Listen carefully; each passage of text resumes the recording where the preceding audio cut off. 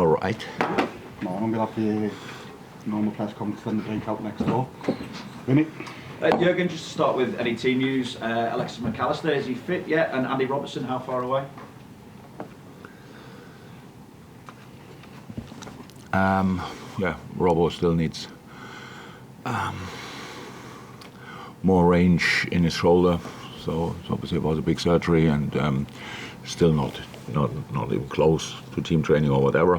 Can do a lot, everything without using the arm properly, which is obviously good, but on the outside it shows us we still have a long way to go. So for sure, I think full January he has to get closer and closer. Maka, we will see what he can do today. So that's if he can step into team training or not. The decision is not done yet. It's pretty early, and the dog is not here. Maybe he's here, but I didn't see him yet. So we will see. When we were talking about title contenders at the start of the season, it was easy to look at the defensive record last season and say Liverpool would struggle to mount a title challenge, but you're top of the table now and you've got the best defensive record in the Premier League. You've conceded 2 fewer goals than Arsenal. What has made the difference for you this season so far? The general defending, obviously, that's how it is. We have, yeah, that's it pretty much. Everybody buys into the way we have to work, into how we have to work. That's not that the team last year didn't do that. It's just after all the years, maybe it's always a problem if you lose too many balls in moments where you don't expect it. Probably, but how many goals did we concede? 16, 15? 16. Probably 8 or 9 of them were after we lose the ball and are a bit exposed. So that's how it is, and that obviously was last year even more a problem. Because it's really difficult to prepare for these situations. You try to dominate a game, and in the moment you lose it, you are in different positions, and so that's why sometimes you can get caught. We do better now. Recently, we stepped up counter-pressing wise, which helps as well. That means everybody reacts better, front line, midfield line, and the last line obviously as well. If you feel that the midfield and front three or how many are really involved in counter-pressing, you can have a higher line because then you are in challenges and then they cannot skip balls just behind you and all this kind of things. So plenty of things. It's we worked obviously a lot on it, but we did that last year as well, and so it's just the effort everybody puts in. I think last night most people expected that Arsenal would beat West Ham United, and I think you probably go into this game against Newcastle with the expectation that you will beat Newcastle given their recent run of form. They've won just 1 in 8 in all competitions, lost back-to-back against Luton and Forest as well. At the same time, given the quality within that Newcastle squad, what do you expect from them as well?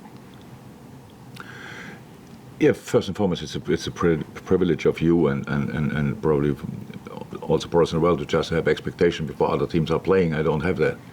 I just watch the game if I have time, and then I don't think they will win, they will lose, stuff like this. It's just it's football. I'm too long in the business to not know that everything can happen, and you can lose a game with 30 shots or with 34 or whatever. And you can draw these kind of games as well. So that's all possible, and that's why these games last night or whenever they happen, they have nothing to do with our game against Newcastle. Look, Newcastle did incredibly well, and I'm pretty sure that it's unlucky that you have that amount of injuries, but then on top of that you have you play international football, which they didn't play now 50 times in a row. So that's the whole system has to get used to that. And I mean the system of the players, it's completely different. If you have a normal training week, or if you have pretty much only recovery and have to go again for a big game. Premier League games are all big, Champions League games are all big.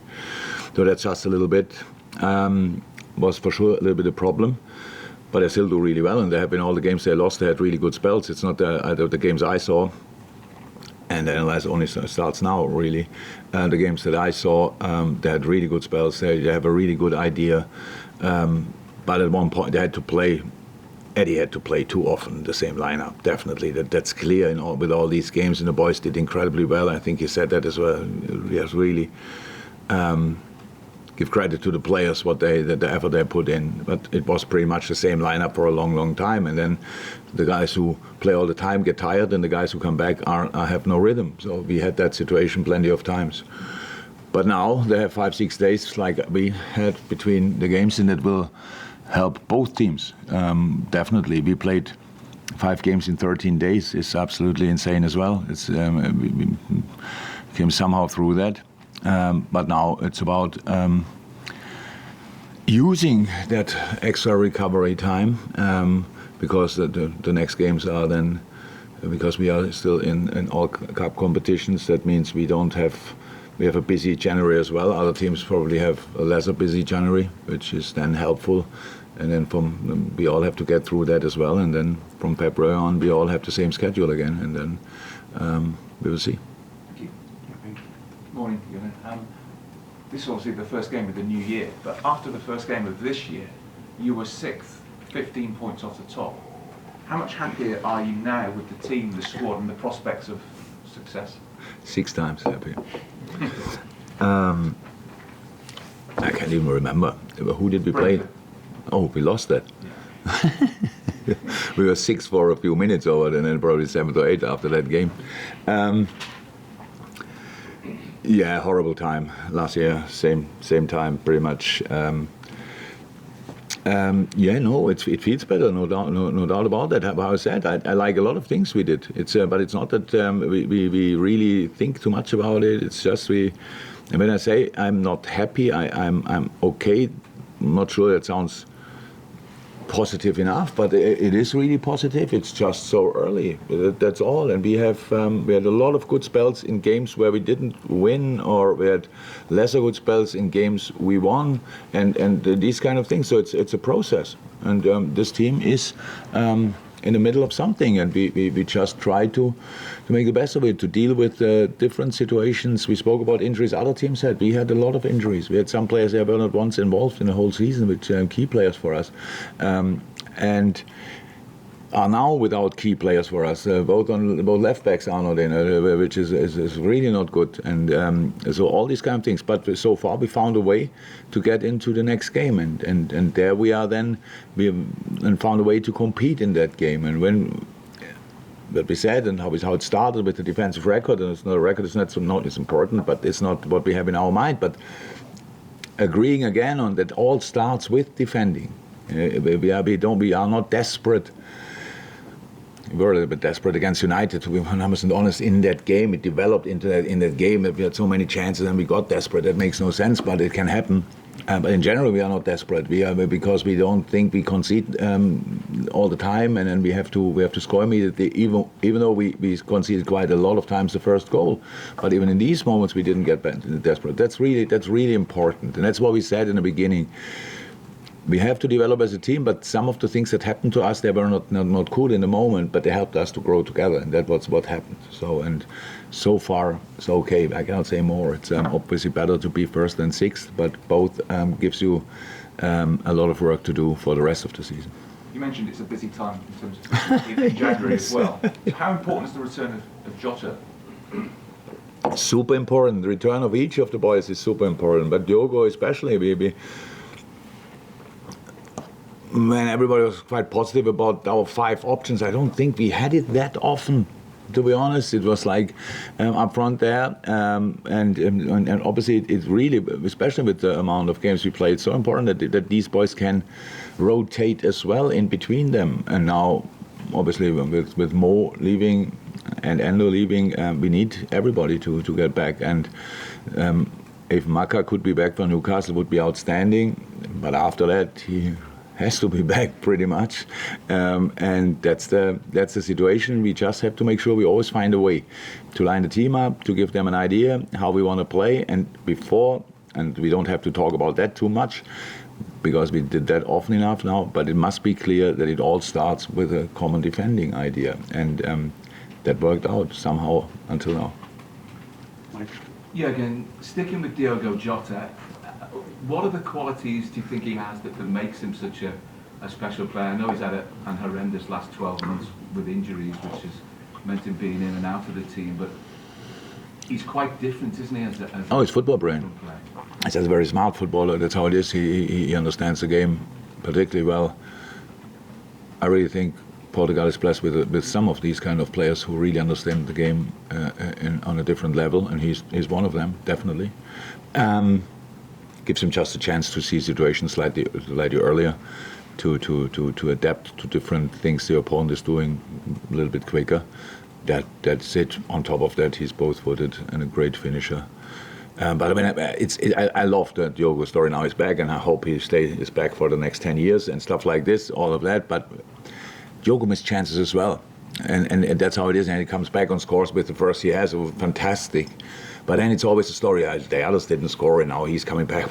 Finally, Diogo is scoring. It's not about that. It's about creating. It's about coming in situations, and then they all can score. The goal from Darwin was an exceptional goal, and in a game where we obviously had a lot of possession, a lot of fantastic football moments. We needed to score. The goal we scored was from outside the box with the first touch in the far corner. I think probably the most difficult of all situations we had in the whole game. It was a super finish. And then years later, Diogo closed the game. It's really good. But we need these boys. We need Diogo. And believe it or not, if you are a Liverpool player, you must be a pretty special player. Otherwise, you are not here. So easy as that. These boys have all their real qualities and always had. In the moment, for these last few games, even when the results were not always outstanding, we found a good rhythm. We had a good rhythm in the game, good fluidity, which is really important. Didn't get too often in a rush, and really played the way we wanted the boys to play, and that's helpful. It's just helpful because it gives you a good feeling in the game, which is really important. Like you would probably call it momentum. And for that, you need to be connected. You need to be together in the right moments. If you are connected, you can lose balls because you can win them back quickly and all these kind of things. So the rhythm was quite good recently. Yeah, can I ask you, do you think it's time for the footballing authorities to be brave and look at the whole aspect of VAR, because it doesn't appear to be fit for purpose, and the thing that was brought in for, it doesn't appear to be improving? Oh, I really don't think that I should answer this question. You just, not that you use me, I give you too often the opportunity to use my phrases, and then it's then the things we discuss is not it's not interesting anymore. It's just Klopp said, and it doesn't help, and that's why I cannot. It's not meant to be like that. I'm just. But it will be used like that. We agree. What I say now is Klopp says, and the problem we all see every day, pretty much, whenever we watch a game, we think, okay, how is that possible? The 2 goals against us, for us, I say both legitimate goals, and all these kind of things. We can talk about on and on and on and on. We know it already. The authorities probably know it already. What do you mean with they have to be brave? What does it mean? What do you mean with brave? Oh my God, take VR away. No. Use VR better is probably the right thing. And I think it could be done. Carl? Can you just confirm, is Monday Mo's last game before he goes?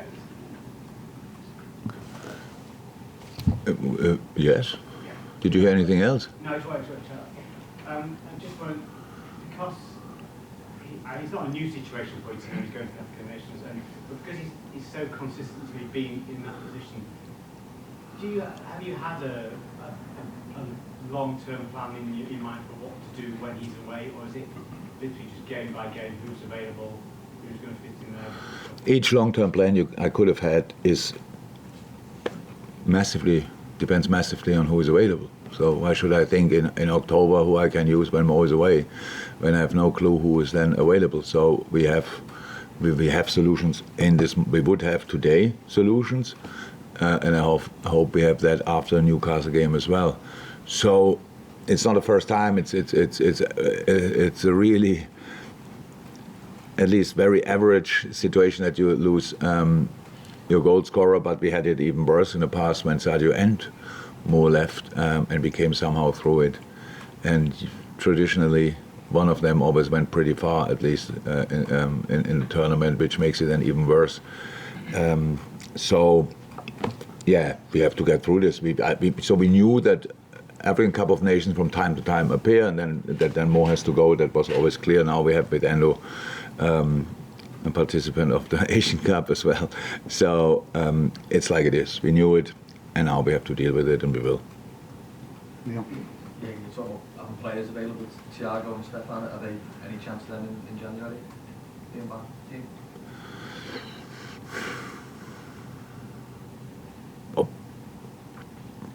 I'm actually not 100% sure. So I think Thiago at one point will be in team training. With Stefan is if you ask Stefan how do you feel, he says good, and could you train? Yes, he could. It's just we have to be sensible. So that's how it is. It's a growing issue, it's not growing, but because of his growing and still that he's this age and stuff like this, so we just have to be careful. It's not, he could train today fully and then maybe tomorrow as well, and then not 4 or 5 weeks. That's how it is. It's a medical decision. It's not by the boy, it's not by me, it's just that's how you have to do it if something like this happens, and that makes it so annoying for the boy.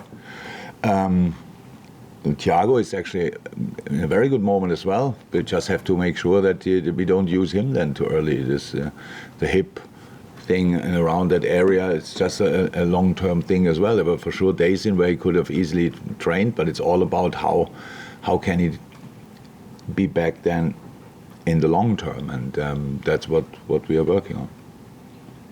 Well done for the open, yeah. Till next stop. Welcome. Hey, thank you so much for checking out the content today. If you want to get your name in and amongst these wonderful people, then head to redmenplus.com. Join as a legend tier subscriber. You're going to get free merchandise codes. You're going to get in our Discord, and you're going to get your name at the end of YouTube videos. Yes, redmenplus.com, legend tier status.